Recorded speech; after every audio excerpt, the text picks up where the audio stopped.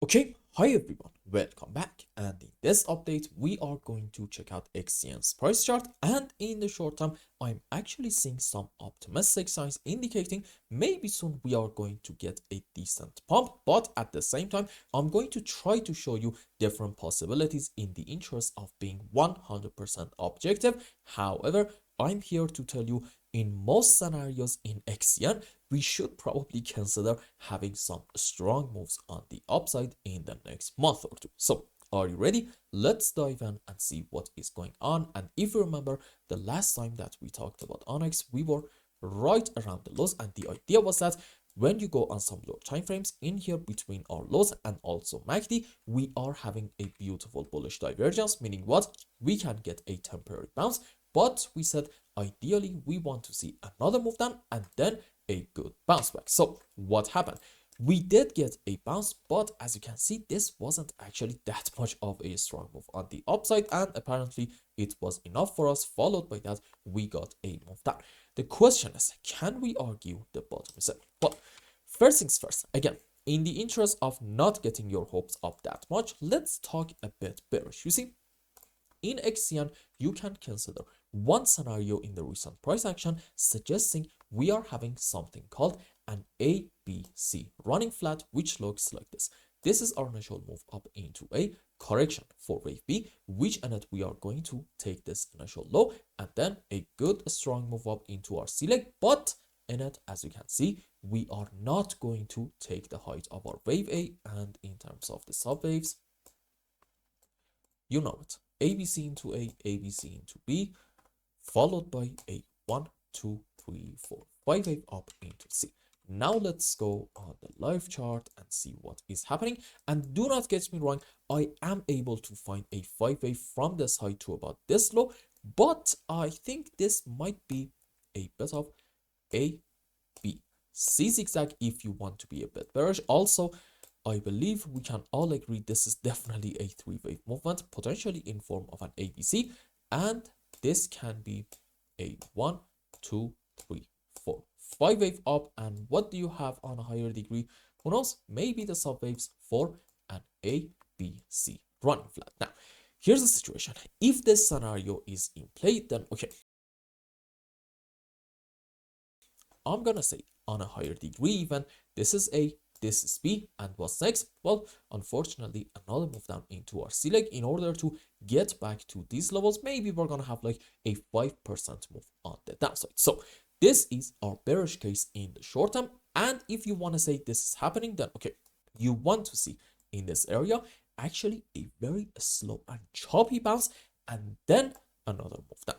If you see this a slow move up, at that point, count on a continuation of this phase on the downside, which may not be that ideal, but again, it's not really going to hurt the overall bullish scenario for us. Now, how about a possibility suggesting the bottom is up? Well, you see, in terms of Elliott waves, if you want to say we're gonna have our final low around this area, maybe this is like a very important support, then okay, off of the lowest low, then you have to be able to find a 1, 2, 3, 4, 5 wave on the upside. This specific structure is called an impulse. Rules for it are we should not have overlapping of the waves between wave 2 and 4, and in any kind of 5 wave, our wave 3 should not be the smallest wave. And when it comes to the sub waves, we're gonna have 5 wave up into wave 1, 3, and 5, and for wave 2 and 4, we can have so many different scenarios. It's not really that important, honestly. Let's say WXY into 4 and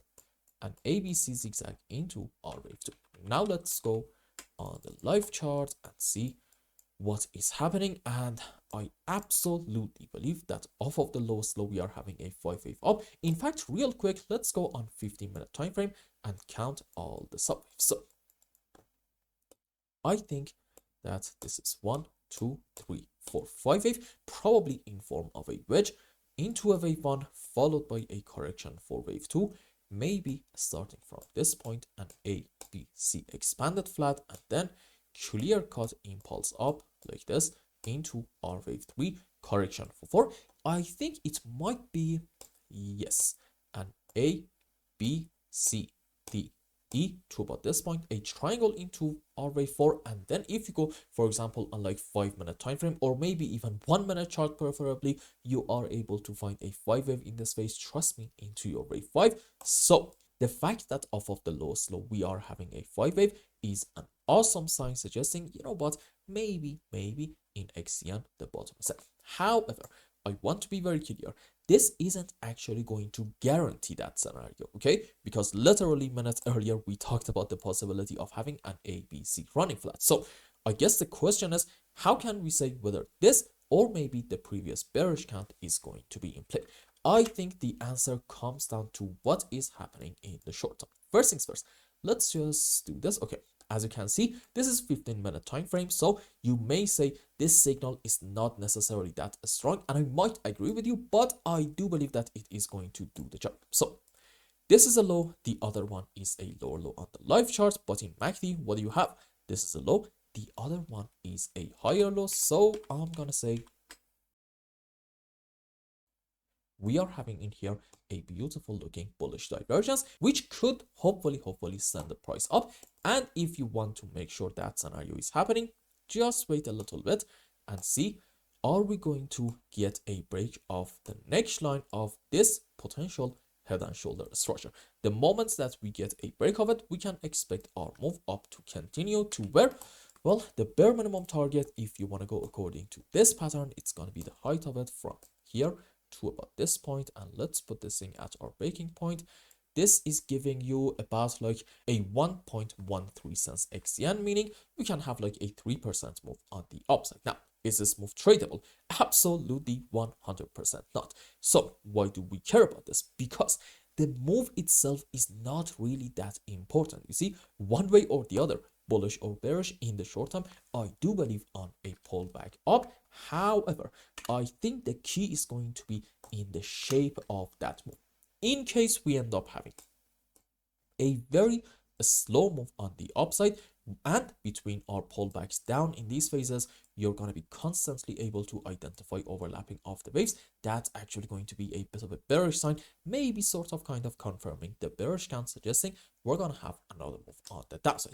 On the other hand though, in case we end up having a very strong bounce, like something like this, without a lot of overlapping of the waves, at that point, this is going to be an awesome sign, suggesting, you know what, off of the lowest low, we are having a 1, 2, 3, 4, 5. And I think one very likely target for this move in that scenario is going to be somewhere around here. Where is it? There we go. Somewhere around 1.17 cents, meaning what? Yep, we can have like a 5 to 7% move on the upside in the short term. And why is this region important? Because this is actually from daily and also H4 time frame at the same time. So this is a bit of decent resistance. And as you can see, the last time that we got to here, we also got a rejection from it. So I do think this level does actually matter quite a bit. And this is another very important point. Please pay attention. If you want to wait a bit more, may I suggest wait until you see a move up in order to take this important high. Now, why do we care about this so much? Because at that point, I'm not really going to be able to say that, you know what, maybe this is an ABC flat and like we are having a WXY. I mean, sure, maybe I am going to be able to say that. However, if you 100% want to go according to the rules in a WXY, I don't know, potentially in form of a flat and a zigzag, you're actually not allowed to consider having an ABC expanded flat or maybe a running flat into your wave W. You are only allowed to have a normal flat structure, and this is a running flat. So again, if you want to go 100% according to the rules, the moment that we get a bounce in order to take this high, at that point, you really shouldn't consider discount, and instead, maybe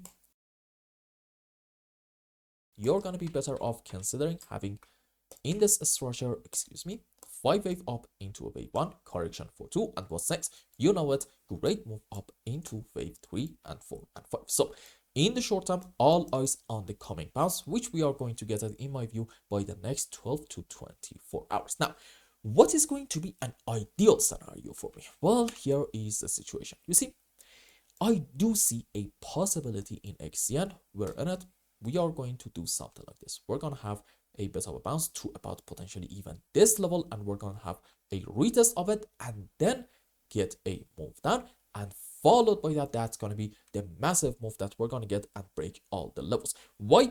Because here's the thing, there is actually a fractal right now that I'm considering that suggests if we do something like this, it's actually going to be very normal, and the next time that we get a bounce, we are going to have a massive one. Now, before I show you that fractal, I believe we also talked about this subject in the previous update. You see, in XCN, I think this was from H4 time frame, we do have a decent resistance area in here. However, in my view, this is now quite a weak resistance. And this is actually one place where my opinion is a little bit different than classic rules. If you want to go according to the books, the idea is whenever you are touching a support, for example, let's say in this case, a resistance area way too many times, that's actually going to add more validity to that resistance. However, my view is a bit different. Sure, I do believe this is going to add validity to this region, but it's gonna add validity to it when we get a break of it. So what I'm trying to say is this: if we reach to about a resistance more than, let's say, 2-3 times, at that point you should actually say that chances of getting a break of this area is just going to increase more and more. And if you want to go according to that, well, okay, how many times have we reached to about here and we got some sort of a reaction from it? 1, 2, 3, 4, 5, 6 times we got to here, and every single time this level provided us with some sort of a reaction, and in some cases an outright rejection. However, I think the next time that we get to here, it's actually going to be breaking time, and that, my friends, brings me to that fractal that I talked about at the beginning of the video. So here's the deal: for my members, I actually done a market update 2 days ago, and in it we specifically talked about this altcoin, which in it we got a decent breakout. And where is it? I think it was on this chart. Yep, let's just do this and put the chart on logarithmic, maybe go on H4 time frame. So I don't really think that you're able to guess what altcoin this actually is. So if you want to know what is going on in this altcoin, you should probably become a member and see what is happening in it. But if you are only and only interested in ONYX coin, okay, just know this: in this altcoin, we also had a decent resistance level and we touched it more than a couple of times. And recently we got a massive break out of it. This was about like a 60% move on the upside. And if I just overlay the fractal, as you can see, these two charts look very, very similar, even if you want to pay attention to these initial moves on the downside to about the lows. So I'm gonna say this: in like a really, really ideal scenario in ONYX, I don't really mind if we see a slow move up followed by a move down and then a very strong bounce back. And the moment that we get a break of this level, well, history says that most likely we are going to get a massive, massive breakout, maybe like a 50 to 60% move instantly. And XCN does actually have a habit of having moves like that. For example, this move from the lows to about the highs, let's actually measure it real quick. As you can see, this was about a 25% move up almost instantly. How about this thing? Where is it? There we go. This was about a 30% move up. How about this one? Yep, this was another 23% move. So as you can see, XCN does have a habit of once in a while getting some sharp moves on the upside. And I do believe when we get a break of that level, once more, we are going to have something very, very similar in order to, who knows, maybe reach to about these areas around the 1.7 to 1.8 cents region. So in conclusion, right now in ONYX coin, I do think that we're going to get a bounce back, but the bounce itself is not really that important. Okay, please, let's pay attention to the shape of that bounce. And you want to see a very strong move without a lot of overlapping of the waves. If we see something like this, it could be a really, really good sign, suggesting, you know what, this is hopefully our final low. And I hope I explained everything well and you understood what is going on in XCN. Anyway, If you found any value in my content, I would really appreciate if you like this video and consider subscribing to my channel and follow me on Twitter. And if you want more, maybe you want a complete analysis for your own specific crypto, or maybe you want to learn some decent TA in order to be able to make good money in the markets, you can become a member and ask me anything you want. And until the next update, I hope you have a wonderful time. Goodbye.